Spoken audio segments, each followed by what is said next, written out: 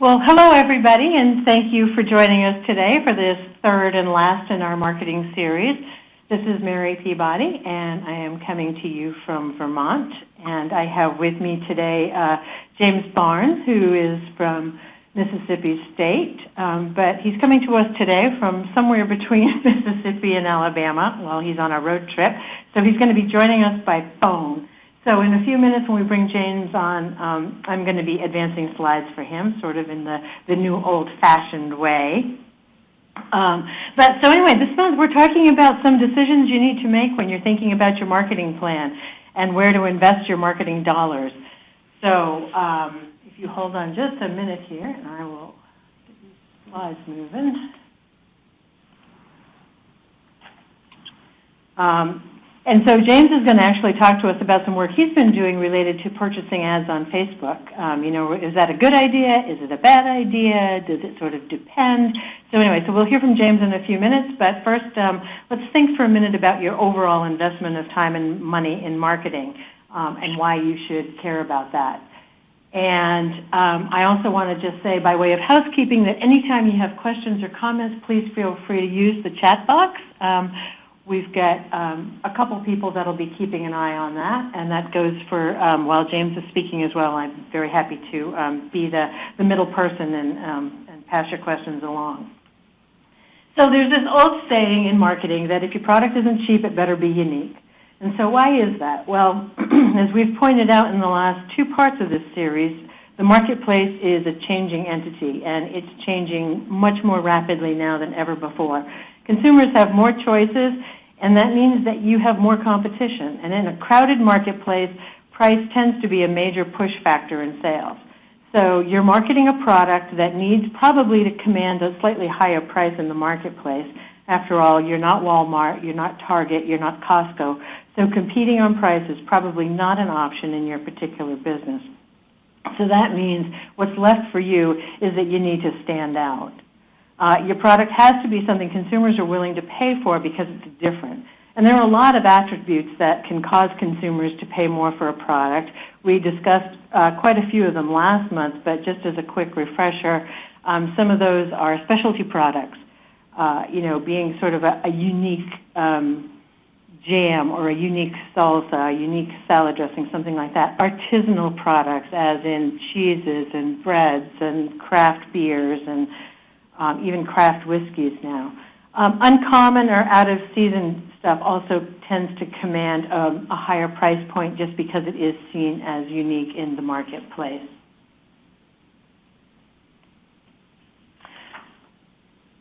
So if your product is unique, and your products are, then you need to have a story and a way to draw in the consumer.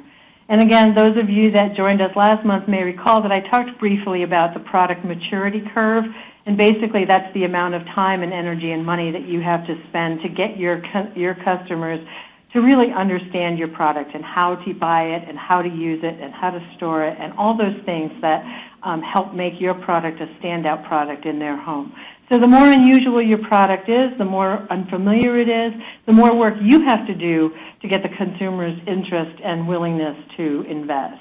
So nothing sells unique products better than a story, especially when you're engaged in direct-to-consumer marketing, which I'm guessing many of you probably are.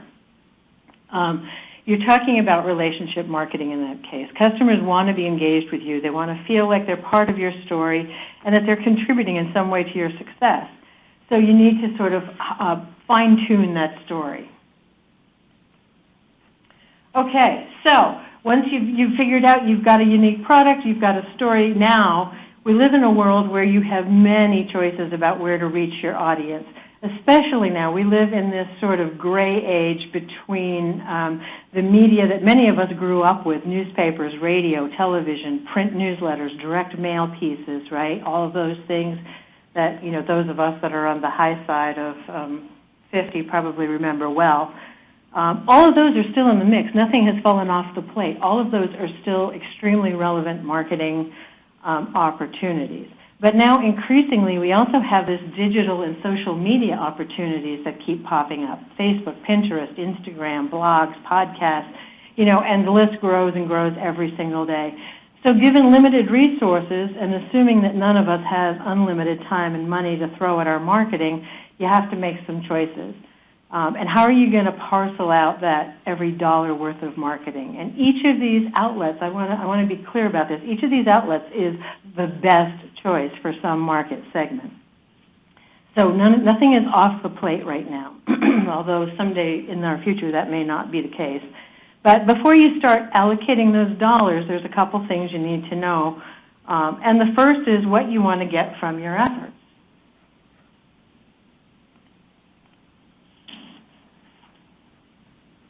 So if your product is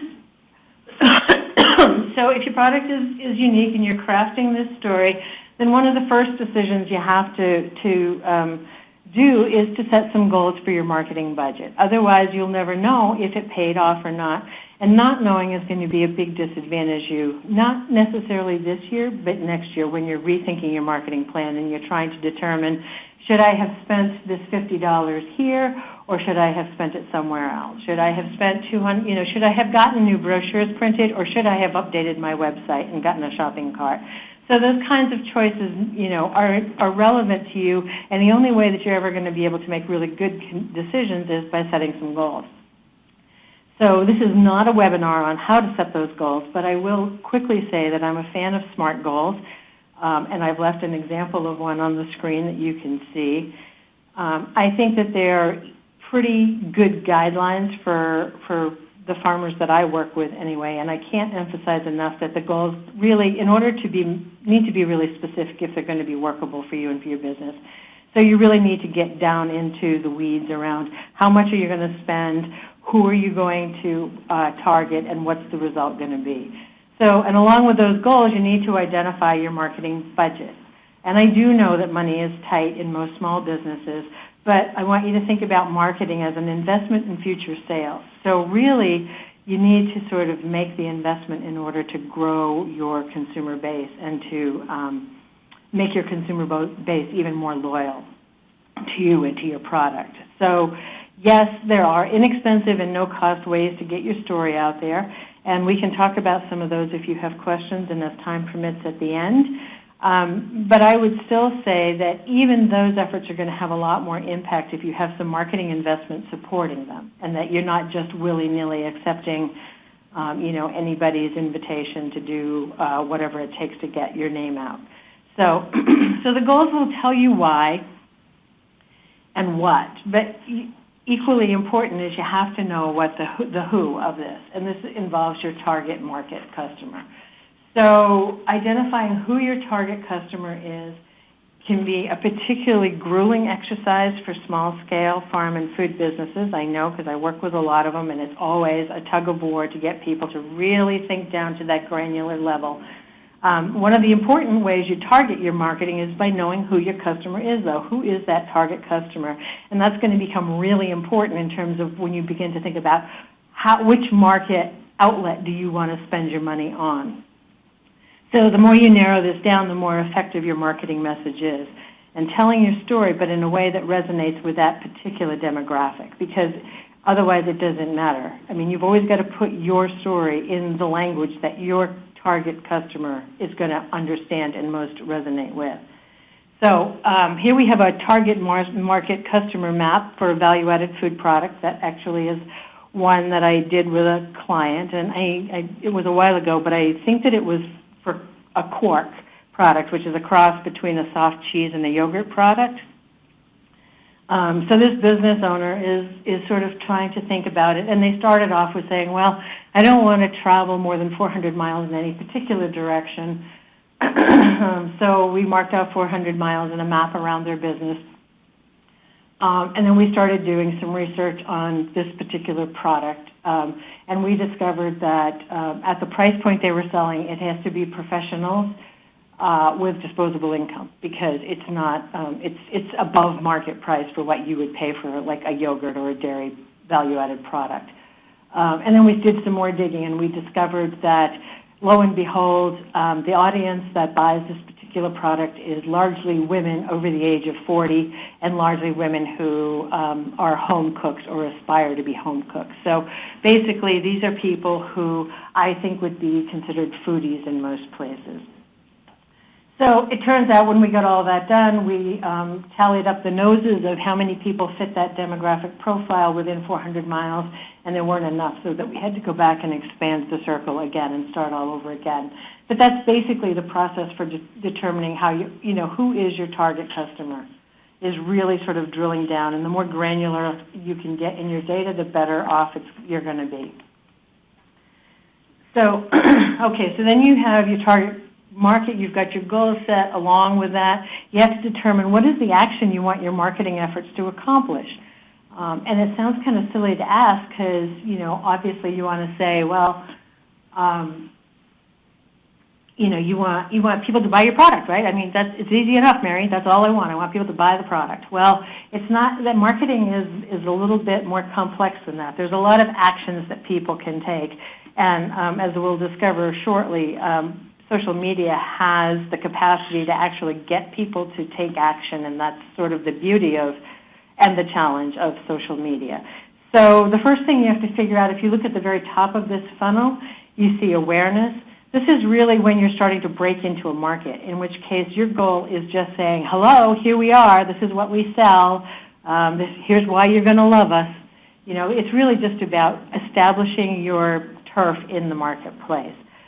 If you feel like you've accomplished that already, you've got maybe a bit more mature business and people are sort of recognizing your brand, then maybe your goal is further down this filter, maybe more towards preference, in which case now you're saying, you know, hey, here's what makes us special. We grow the best tomatoes in 10 counties, or we've got the very best product that you're going to find at this price point in this marketplace. You know, try us, you'll never be sorry. So that's more of the preference thing, of like pulling you out of a crowded marketplace and making you special. When you get down towards the bottom, you're talking about really high-level marketing messages that you're talking about, because you're talking about making your customers be your ambassadors. And this is something that you really want to aspire to, especially with social media, because this is where you get your customers talking about you to their friends and to their family, to their coworkers. They really become your advocates in the marketplace. And that's when you really know that you've made it and that your marketing message is working. So depending on where you fall on this funnel, your message changes. And so a good third step is to determine what you want to say.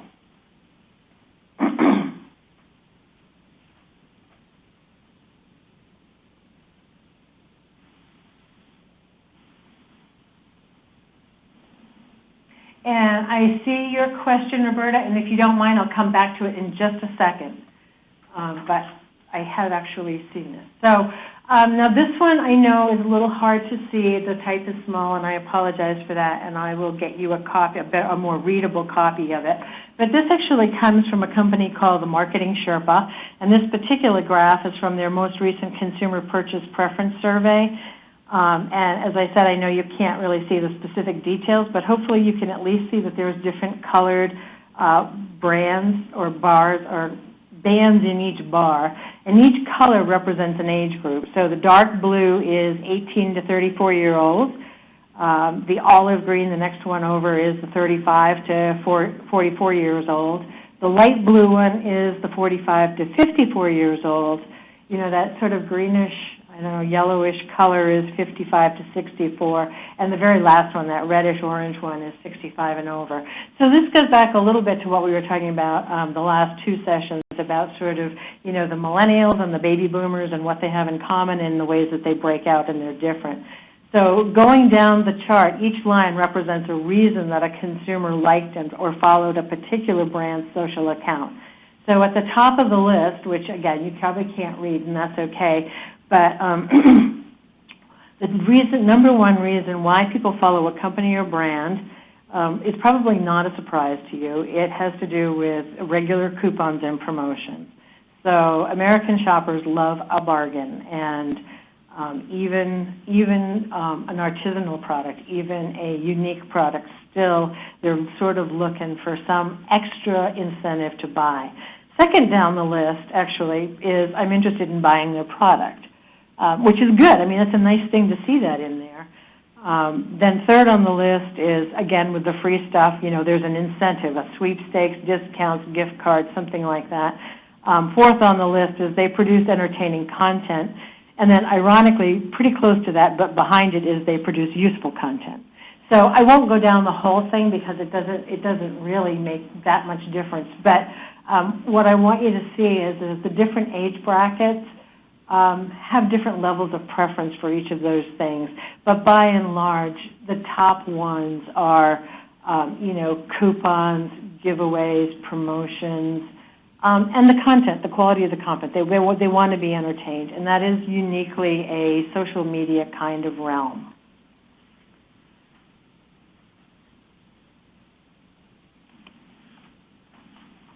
So again, I'm just going to go quickly over some strategies for success, and then I'm going to turn it over to James to talk to you a little bit about his experience with Facebook, and then we'll come back and hopefully have some time for questions. But basically, you need to have a plan in place, and it needs to be a written marketing plan.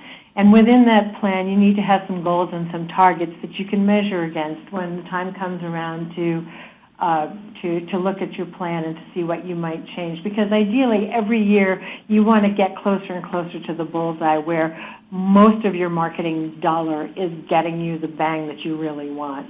You've got to set aside the time to do it. You've got to learn the rules. James is going to talk a little bit about the rules as they relate to social media, but every form of media has some guidelines and some things that they're going to need you to do in order to play the game. So you just need to spend the time to do that. Don't make it about selling, and I'm pretty sure you'll hear this from James as well, because it's as true in social media as it is in direct marketing through other outlets, is that people don't want to feel pushed or be sold to. They want to engage with you. They want the story, they want the activity, they want entertainment, and they want information, but they don't necessarily want something stuffed down their throat. It should be fun, and you should have fun doing it. I think that's one of the advantages you have as a small-scale business owner, is that you have the opportunity to show a little bit of your fun side and your humor. So, and then, as I said, you want to go ahead and track that progress. So I'm going to turn it over to James here, and I'm going to advance slides for him. So, James, are you there? I am. Excellent. Okay. I'm turning it over to you. Okay. Thank you, Mary, and thank you for the invitation to be with you and everyone today. I will try in a very few minutes describe the types of things that we've done with social media, in particular Facebook, and paid ads. And I'll give you some examples along the way. We'll talk about contests a little bit, because as you know, you make if you make a post on Facebook, one of the options you have as a paid ad is to boost that, and then you can therefore target that post to a specific target audience. And let me just reiterate a couple of things I heard Mary say that are spot on from my experience. Number one is, if you don't know who your target audience is for your product, these social media tools really don't help you. They may, in fact, really frustrate you. You've got to know who it is that you're trying to reach. And getting into Facebook and the paid ads section now with the different things that are available, it's even more important now, because Instagram has ads that are integrated within the paid ads manager within Facebook. So you're going to have more and more opportunities to use more and more of these tools. But the bottom line is, if you don't know the customer that you're after, where they are, the demographics behind them, these tools you're not going to be able to use as effectively as you could. So definitely needs to be part of your marketing plan. Definitely needs to be something that you've thought out and that you have in place before you ever use social media. And let me say this too. Social media is not going to make your product or service any better. It's either high quality or it's not. Now, what social media can do is help you get the message out once it's ready to be taken out. So a lot of the times what we do in these classes that we have for Facebook is we work with companies on branding. We do a whole lot of work to help them understand their message, how they're going to craft their niche part of the marketplace, what they're going to bring to the table, so to speak, literally. Why is it unique? What's their competitive advantage? I mean, all those things have to be discovered and explored before you ever get to social media. So just never take the cart and put it before the horse, so to speak. Social media can be a great horse for you, but you definitely have to have your cart in order. So we're going to talk about paid ads. I'll stay on track with that. Mary, if you'll advance the first slide, please. Yes. Which one would you like? So today, sorry. Which slide would you like me to be on? Should be on slide 2 at this point. About the extension program? You can go ahead and go to that one. That'd be 3. That's fine. Okay, so Mississippi Bricks to Clicks is an entrepreneurship program that I started when I got to Mississippi State about 4 years ago. We have done pilot studies with businesses. We worked with 5 to 10 businesses over a whole year. We've done it that way, and then we've gone and offered it statewide, or regionally, I should say, at first. And then this year, we're now moving it to a statewide program. All counties will be available. They'll have this curriculum available for Facebook marketing. Instagram and Twitter will be ready later in the fall. And the whole idea is to teach business owners the economics side of using social media. Because for me, likes, shares, and comments, you know, as an economist, I'm interested to see how that converts to dollars. And if we're not using social media for that purpose, then why are we using it? So if it's part of my marketing plan, it's going to be part of my profitability plan too. So that's the focus that we have in the program on everything that we do. As I said, there are Facebook marketing classes that we have available, 3 of them. I'll talk about those in a minute. If you're interested, if your state or entity would like to take on some of the training, let me know. I do some customized trainings from time to time. And let me tell you about the research. We have done a 1-year study with an ag co-op in Starkville, Mississippi. The name of it on Facebook is Oktibbeha County Co-op. You'll see a screenshot or 2 in a minute. This co-op has allowed us to do their content marketing in conjunction with them for the past 53 weeks in a row. So for 53 weeks, we have done a contest.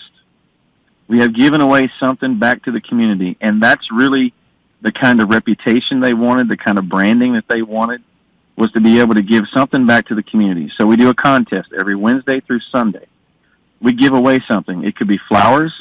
It could be something for men. It could be camouflage, something or another. I mean, there's lots of different contests that we've done. So if you're looking for some ideas on contests, you can go to that page and you can see 53 of those different postings that we've done. And we're doing a research report on it too, but we're just now getting into that. And our main objective was to take one recipe, take their main content, which was giving back to the community in the contest. We boosted those contests, so they were paid ads every week. We budgeted about $50 a week to be spent. We did not spend that in all cases because in some ways the postings that we did would really do well organically. It means people were sharing it. We didn't ask them to share it, but people were sharing it, so we reached a lot of people, and we didn't have to pay. So the more you reach organically, the less you pay Facebook for paid ads. That's just the way it works. Well, we did a little bit of both. Of course, we didn't just do contests. So we had a recipe that we followed for 53 weeks. And our main interest was to see if we do that, and we focus on their main thing, which was to give back to the community, how much money do we make? Does revenue go up by department? Which departments benefit more than others? And what should we be pushing? And let me say something I heard Mary say a minute ago. We did not always sell to people. On every Facebook page, every client that I work with, we have 2 aspects that they have to think through. Number 1 is the direct message, whatever it is, their product, service, that's going to be on their page. The second part of that is education. What is it that you can offer them by way of education about your product, about your service, that is valued to them, and it's a soft sell.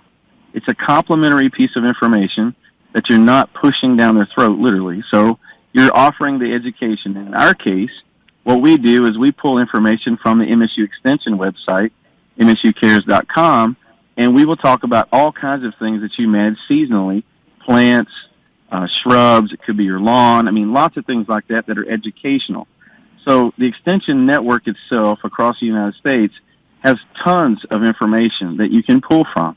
And so that's what we've done on the co-ops page for the past 53 weeks. We offer education, and then we're looking at what they do in the contests and in their products and services. That's sort of the three-pronged approach that we've had. So we'll be studying now what impact it's had on revenue. Now, on the other side of the research that we do, you may be asking, James, why Facebook? Why do you go there? Why not Twitter? Why not Instagram? And I think, Mary, if you'll advance the next slide, the economics of why Facebook is fairly clear for me. Number one, from the slide that you see here in front of you, this is how social works for influencers. The green at the top for Facebook creates the most referrals. Blue creates the most shares, and the orange creates the most revenue. Okay, I'm done. Facebook looks like a good one. Okay, it's big. It's a large network. There's lots of paid ad tools that are well developed and been tested. We've been working with 300-plus companies over the past 4 years. We've done hundreds of paid ads, so we've got a really good feel for what works in the research side. And this chart, for me, summed it up very clearly. This is why we want to go into Facebook. So, Mary, you can advance one more. Okay. So the Facebook marketing curricula that we have that's rolled out statewide to every extension office, agents have gone through the training now. We've got about 30 counties participating. The first class is called Marketing Mississippi's Agriculture, Communities, and Local Governments Using Facebook. You could sub in the name of your state. It wouldn't matter. It's 1.5 hours. It's an introductory course. And we lay out a lot of the basics of contests and posting and the how-to part of it, navigation of your page and the insights behind your page. We study that just a little bit, the highlights. The second class is the same thing in some sense, marketing your business, community, or local government using Facebook organic marketing strategies. This comes back to what do you post every month? What do you post every day? And we help companies come up with, that content. And we give them tons of ideas on how to do it, how to reach more people on Facebook. Did you know if you use horizontal images, you reach more people than if you use vertical? So we cover a lot of different tips in that class. It's 2.5 hours. We could probably make it 5 hours. There's just a ton of things we try to go through. And we hopefully at the end, a business owner will have an idea of a calendar of content to be posted on their page at the end of the day. That's one of the deliverables that we really, really want them to have in place is a calendar, an attack, some kind of a plan for posting content, because that's where a lot of people fall down. We come out of a seminar, we come out of a training, we're all motivated. We go back home and we think, well, I've got 5 posts, scheduled, and then they lose a little bit of momentum. We don't want them to do that. We want them to lay out the plan, and we try to help them do that. The third class is all about paid ads. It's 2.5 hours. We could make it 2.5 days. There's so much that we've been doing in terms of experiments. We did over 100 experiments last year, not counting the co-op page, just in paid ads. And I'm going to share some of the results with you in just a moment.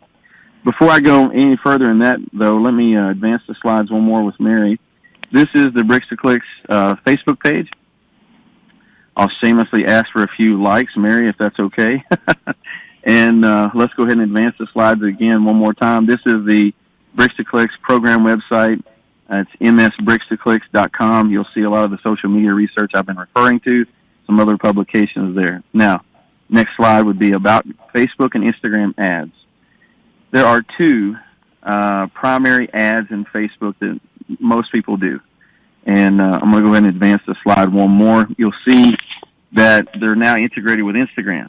So some of these are available with Instagram, the video clips that you can use, you can promote with both channels.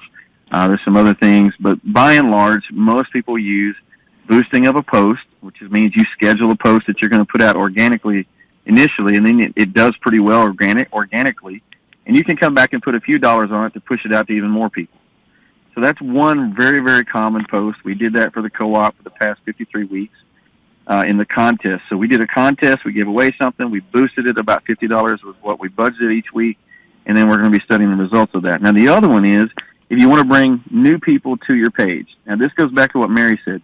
If you don't know who your customer segment is and where they are and, who really is going to be shopping and buying your product, this is going to just frustrate you, because the first thing you have to work on is the location of the fans. Who is it that you want to reach, and where do they live? And for the ag co-ops case, most of those cities, those areas, are going to be within 70, 60 miles of the ag co-op. They have lots of bulky type products, very expensive for shipping, so that makes a lot of sense. But again, the most two common ads are boosting a post and bringing new people to your page, new fans, or what's called promote your page. Now, let me advance the slides, Mary, the next one. Contests are a great way to use ads to really do a couple of things for your page. First of all, you're going to really heat up the interactions on your page, and that's good for you. You can use contests to do that. There's a Journal Extension article that just came out in February where we document how we did that on the co-ops page back July 4th contest. We were giving away things to the public, but we also boosted it so it was a paid ad.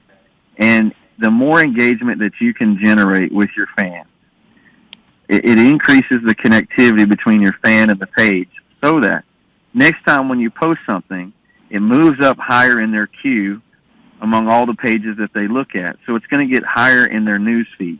And that's really the game that we're playing, is the news feed game. So lots of good content there. I'll touch on a little bit more on contests in just a second. What I wanted to say about contests is two things. First of all, number one, don't ask people to like your page to be a part of a contest. That is a direct violation of Facebook rules. But lots of people do it anyway. In our studies, we found over the past year at the co-op, 40% of the people share the content, and we don't even ask them to do so. So play by the rules. Don't ask them to share it. You'll be better off. The second thing is, don't ask them to like your Facebook page to be a part of the contest. Again, that's a violation. It's called light gating at Facebook. We contracted with some folks at Facebook about 2 years ago to do some pilot studies on paid ads. That's some of the things that we learned. And so go to the Help Center, type in contests and sweepstakes, and it'll give you a how-to, and you'll see the things that you can do for contests. Now, you can't ask them to like the page, and you can't ask them to share the post, but you can ask them to like the post and comment on the post, okay? Not the page, but the post they can comment on, and they can like the post, okay? Those things that's what we did. We asked people to like the post and comment on all the co-op stuff for the past 53 weeks, so it was consistently done. And you can do that, and lots of people get great interaction from doing so. We certainly have noticed that. So you can check out the Journal Extension article. Just Google for that, and it'll come up. Mary, I'm going to go ahead and jump forward another slide. These are some success stories using Facebook ads, and I'm going to go through these rather quickly, so I'll just come back to the questions at the end. I know we're going to run short here in just a minute. Advance the slides one more time. You'll see a screenshot of the Oktibbeha County Co-op with the large red tractor there. I included a screenshot that has some of the statistics behind it for the week for this particular page. Our post reach right now for the week is a little over 17,000, a little over 1,100 post engagement. So this, again, the recipe that we're talking about behind the page, so you have an idea how we've used paid ads to generate that. Mary, let's go ahead and jump forward another slide. About the Oktibbeha County Co-op last year, I'm going to talk about one period, okay? A 6-week marketing period. This is the very beginning of it. We posted about 83 times during that period, so we were really teaching them how to post content. The nursery was the main area that we were posting about. We were giving away flowers. We were really trying to heat up their page. We were bringing new page likes, into the page as well. So we had about 15,000 engaged users. We brought in 2,400 fans roughly to the page. And what the manager at the co-op told us, he said, whatever you're doing, we want to do it for a full year. And that's how this all started. He noticed that his sales, after looking in that 6-week period of us really pushing it hard on Facebook, his sales had increased 15%. Now, that in itself is not significant. But the fact that prices were relatively the same, inventories are relatively the same, and the weather was worse than the year before, that convinced him that they needed to do more in social media. And so that's when they approached us to stay with this for a full year to see what impact it's going to have. And now they're getting ready to hire somebody to do social media full-time for them. So this is just a little tidbit of information from the Oktibbeha County Co-op case. Go ahead and advance the slides again. You'll see this is the Mississippi Farmers Market we work with in Jackson, one of the largest farmers markets in the United States. We work with them in a very specific window of time for one of their kickoff events. If you advance the slides, Mary, we'll see the results of that. So the Mississippi Farmers Market, May 20th to June 11th of last year was the window. We posted 22 times. We had about 5,700 engaged users. We did a contest during that period. We added some more page likes during that period. 2,171 fans during that period. Now, we spent about $500 on advertising in total to bring new people to the page and to boost those things during that period. Consumer attendance at the kickoff event, which was that Saturday after June 11th, 43% higher than the year before, relatively the same number of vendors. Weather was about the same as well. That affects it from what we could tell. And then when they surveyed all their vendors based on that one event and us leading up all the marketing involved, 61% of vendors told them they had sales greater than 15%. Now, we didn't ask them any more details than that. That was enough for us. So this 15% thing keeps coming up. And so that was some of the results we saw from the farmers market. We'll advance the slides again. You'll see a case called the MG Farms case. We have a publication on this out on the web, too. You can read more details about. But if you go ahead and advance another slide, you'll see this is the Facebook page for this particular page. It's a livestock operation, a family farm in southwest Mississippi. And every year they have a lot of different cattle that they sell. Some bulls, bred females, whatever, and they do it every year in Hattiesburg. And so they asked us to really take a marketing budget and work with them to see if we could increase sales. And that's what we did. They wanted to spend $750. That was the budget. And Mary, if you'll advance the slides, I'll show you the results of that. So MG Farms from January 5th to March 5th, about 60 days. We only posted 12 times to push this out, but we boosted it. And so it was reaching a lot of people on their page and bringing new people to their page. 4,400 engaged users. No contest of giving anything away during that period, just boosting. We reached a little over, 4,400 people engaged, but we brought 1,100 new fans to the page.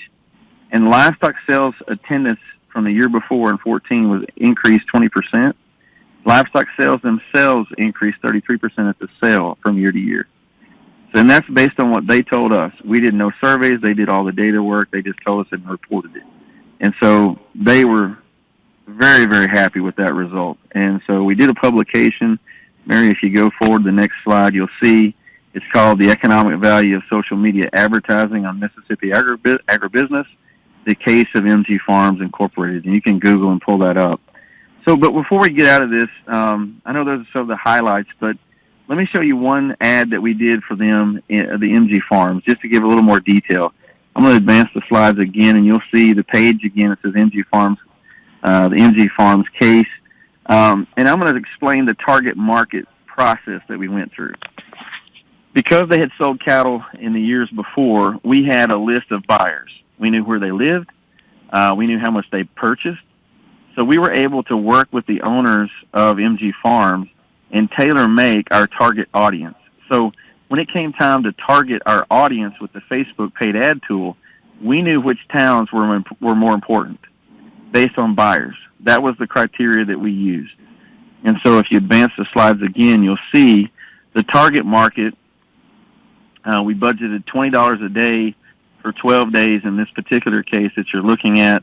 The target placement or targeting was based on those cities and a 50-mile radius around those cities. And anytime you're using these tools, when you choose a city and it's a 50-mile radius, some of the larger cities that's within that 50 miles, I go ahead and also add those as well.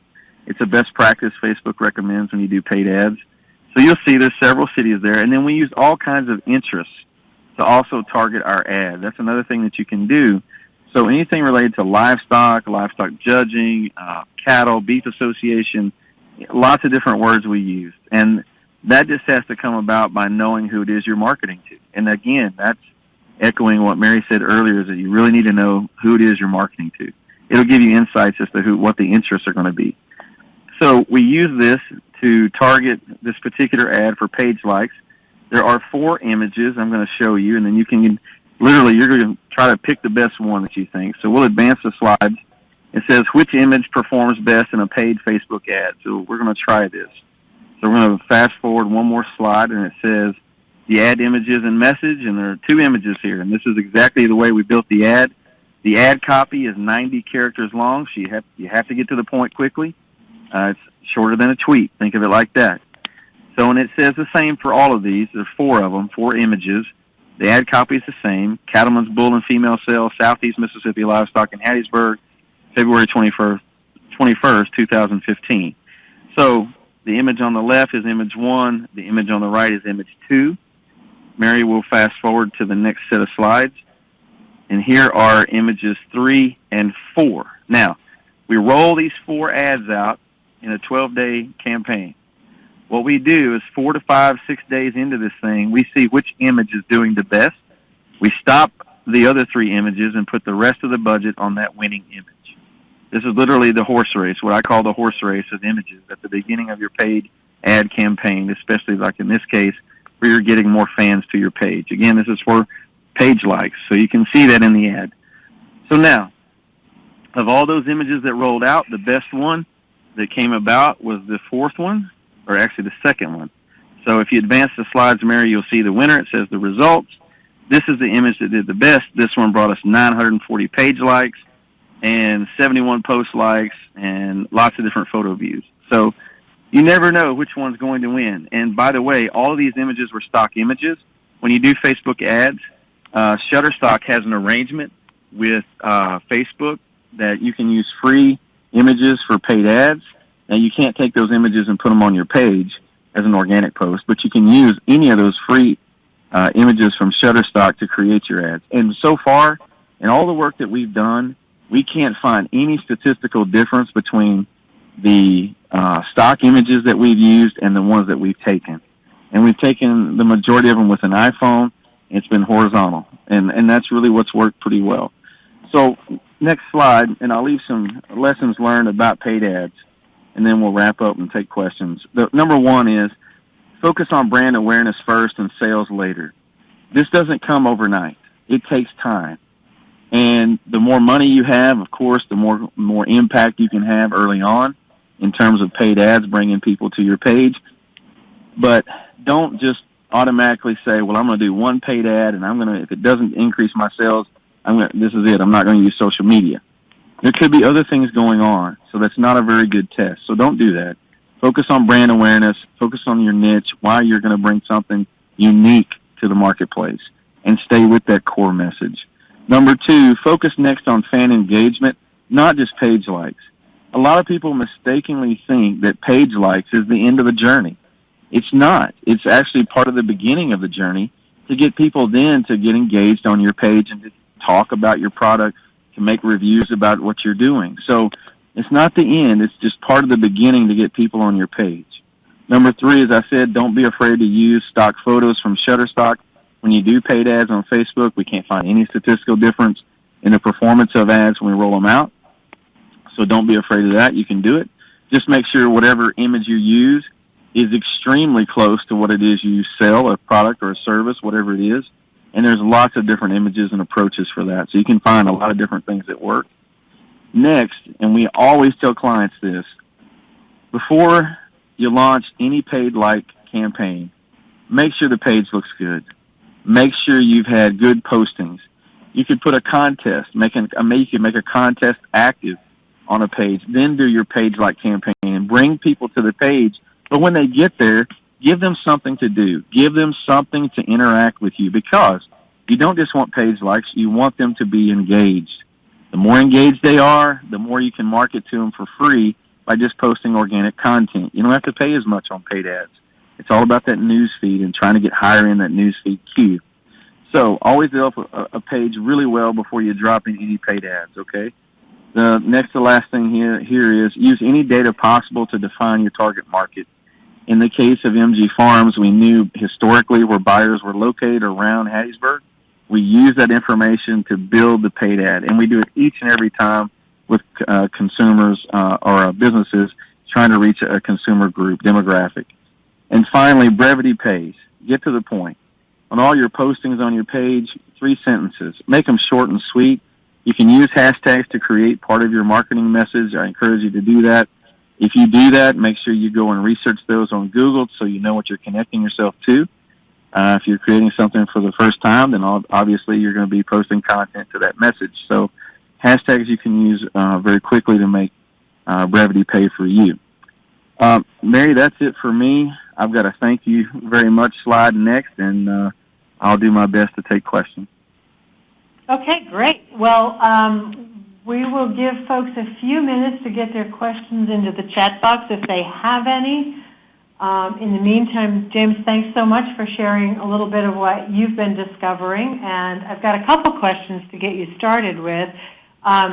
First is, did you spend any time looking at the time of day you were posting or the day of the week in terms of getting exposure? Absolutely. We look at the insights data behind every page before we make any recommendations on. A lot of people will call us up and say, "Hey, will you take a look at my page?" And what I'll do is have them come into the office, or I'll go out to the field, and they'll make me a temporarily, an admin, and I can see everything. And yeah, we definitely study that. We want to know. We've looked at data across the United States. We're looking at marketing messages on every Facebook page in the United States, especially farmers markets, and trying to figure out the characteristics of those messages that seem to perform better than others in terms of engagement, likes, shares, and comments. So we're doing that kind of research in the background too, and we definitely study the time of day and the day in which to post. And it's a little bit different for every page. It depends, again, back on who that consumer group really is. And we take that into account when we post. So an example of that is that I've got a couple of pages that I use for farm clients, and one of them is this Women in Ag Learning Network. Another one happens to be the Women's Ag Network. And I know that that farmers that I work with are on Facebook very early in the morning. So I really have to set those posts to hit really early, first thing, because when they're having their coffee, they're scrolling through their Facebook feed, and that's where I want to be. If you wait an hour or two, you've lost them, and your post is going to be so buried in their feed they may never see it. Well, not only is it great to have it in front of them, that's the first step. You want them to see it. But another thing that we tell clients is you don't want to post something and then walk away. Because when I get someone to comment on a post that I've made, I need to treat them just like I would anybody walking into my storefront buying from me. I'm going to give them attention. I'm going to give them immediate attention. So what I do is if we get a comment, we're very quick to like the comment. We're very quick to reply to the comment. If we get 4 or 5 likes on a post, you'll see us just make a comment to try and get them to see it again and to be engaged in that news feed. Because again, it's not, the page likes is just the beginning. We need engagement to really make this thing sustainable down the road. And so that feeds right into a question that Susan has asked, which is, you talked about the importance of giving them something to do on your page. Can you expand on that a little bit? Well, in our case, what we've done for the past year on the co-op's page is we have a contest. And every Wednesday, we've trained that group of consumers who are on the page now that we're going to give something away. And so there's an expectation about it. And so, that's just one idea you can use. You can also ask open-ended questions. Lots of things you can put questions out there about, something that's educational about your page or your product. And just sometimes it's the images that get the interaction. It's not the open question. It wasn't even the contest. Maybe it's a really good image. And images are everything. And when people see images, it creates an experience. They're going to remember the colors that they saw on your page and some experience with whatever it is you're selling or trying to sell. So, there's lots of things you can do, but a lot of times it's going to come back to that really good image that you put up there. Yeah, images and videos are everything in the social media world, and I think that the research is indicating that the younger the audience, the millennials, are even more driven by visuals. They are. You might get some of us baby boomers to read 3 or 4 bullets of text, but my 24-year-old niece is going to just keep on scrolling until she finds a picture that captures her attention. Well, and video is a good point. One of the things that the co-op has begun to do, and it was only after they became very proficient at posting and learning a whole lot, is they started to use some videos, and I know what they use. It's Flipagram is another social network. I don't know if anybody's heard of that, but Flipagram's really kind of cool. You can use it to take some of your images and then set it to music, and then you can save the video to your camera roll on your iPhone, and then you can upload it on Facebook. So it's one of the only social network platforms where I can use my images to create some video content, if you will, and then I can upload it on the page. And so they do that from time to time for different apparel, different sales, different things. And so it's a 15 to 20-second video, and that's it. It's products, prices, and it's out of there. So you can use some of it, and certainly diversifying gives you a better chance at reaching more of your audience. So hopefully, Susan, that answered your question. We're looking for them to actually take some action. Gigi has a question about how can we get more information on those classes that you were talking about earlier. Oh, just send me an email, and I can send you out a full brochure, and we can go from there. Okay, easy enough. And then we have a question about Twitter. Are you using Twitter and other online tools for messages or marketing? Right now, we've been doing our research on Twitter and Instagram, especially Instagram. We've put more time into Facebook and Instagram than we have Twitter, to be honest. And that's probably going to be the way it is, but we do have some of the classes that we will later in the fall come out with Twitter. It's going to be some of the basics. It's going to be just like the 3 that we have for Facebook. It's going to cover paid ads on Twitter when we get to that point. We're just now doing some of the what we would call experiments using Twitter, so we're just starting to get into that. Instagram, we're starting to get into more of that with the paid ads. We have a small grant to participate in some of those things, to do some experiments and learn. But what we've really cut our teeth on, so to speak, has been really Facebook ads and lots of different ones. So that's where we're going to be for the time being. In the fall, we'll get to Twitter, and we're not using Twitter on the Oktibbeha County page, if that was part of the question. We've stayed exclusively with Facebook, and we did that for a lot of good reasons, I hope. I think you have to master one of them before you move to another. And for them, they don't have time yet. They don't have personnel to manage more than one channel. So they've just crafted their message and really pushed it on one channel, and now they have a ton of information out there about the co-op that we can build on with Twitter. Great. So I don't see any other questions, James, so I want to say thank you again for being here and taking time out of your day to tell us what's going on with you and your work. And I'm happy to stick around, folks, if you have some more other questions. There was a question earlier about what I was talking about when I was talking about filling in that demographic, the target customer map, and I tried to answer in the chat box, but just basically there's a lot of data out there, and you can get a lot of information on who lives in your market area from the census. The census will tell you how much money they make. Bureau of Labor Statistics is another really rich source. If you're interested in how many pounds of chicken people eat in a month or a week, or how many eggs they consume, or how much they spend on gifts of food, all that information is out there. There's also association research and data that people can help you access. So, we live in a data-rich world, and there's a lot of ways that you can sort of slice and dice the data and get some numbers to try to really figure out where you're going to sell and who you're going to sell to. So I see people are saying thank you. So I think perhaps we're done with the questions, James. Okay, sounds good, Mary. Thank you for the invitation, and we will talk soon. Okay, terrific. Safe travels. Stay out of elevators. All right. I'll try. Okay. Thank you. Bye-bye. Great.